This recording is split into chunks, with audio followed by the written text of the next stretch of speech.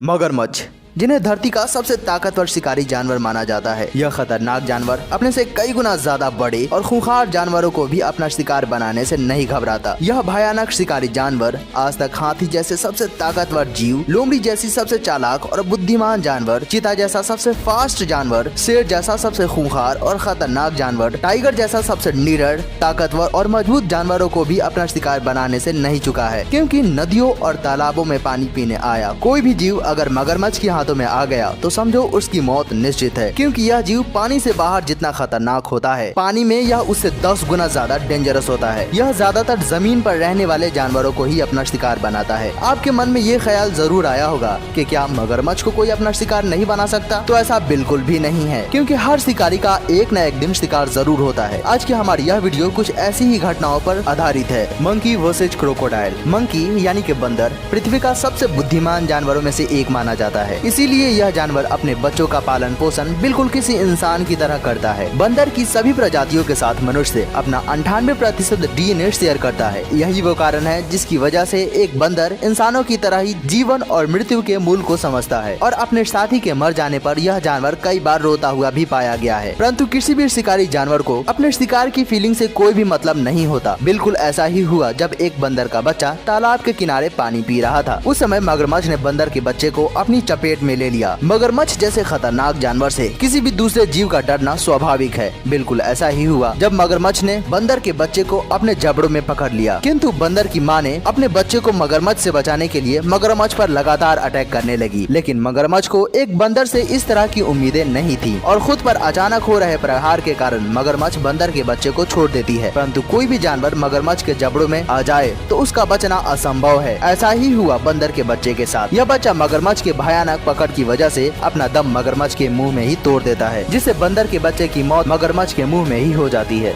Buffalo versus crocodile. मगरमच्छ के जबड़ों की ताकत पूरी पृथ्वी पर पाए जाने वाले दूसरे सभी जानवरों से ज्यादा होती है। 50,000 BSI की ताकत लिए यह जानवर किसी भी दूसरे जीव को अपना शिकार बनाने में सक्षम है। लेकिन अगर इसका प्रतिद्वंदी इससे भी ज्यादा ताकतवर हुआ तो शायद मगरमच्छ की चाल उल्टी पड़ सकती है। बिल्कुल ऐसा ही हुआ जब एक मगरमच्छ ने तालाब के किनारे पानी पीने आए हुए भैंसी की एक झुंड में से एक भैंस पर अटैक कर देता है। सफलतापूर्वक मगरमच्छ भैंसे की गर्दन को पकड़ सका। किसी भी शिकार को मगरमच्छ द्वारा पकड़ने के बाद सबसे पहला काम उसे पानी के अंदर खींच कर ले जाना होता है, क्योंकि हम सभी जानते हैं कि एक मगरमच्छ जमीन की तुलना में पानी के अंदर कई गुना ज्यादा खतरनाक और शक्तिशाली होता है। वहीं दूसरी ओर मगरमच्छ का शिकार पानी में डूबने की वजह से उसकी मौत हो जाती है, जिससे मगरमच्छ बड़ी ही आसानी से उसे अपना भोजन बना लेता है। लेकिन यहाँ पर भैंस मगरमच्छ से ज्यादा शक्तिशाली निकला। जहाँ मगरमच्छ लगातार भैंस को पानी में खींचने के लिए प्रयास करता रहता है, वहीं भैंस अपनी जान बचाने के लिए मगरमच्छ को पानी से बाहर खींच लेता है, जिससे मगरमच्छ को भैंस की गर्दन को आजाद करना पड़ता है।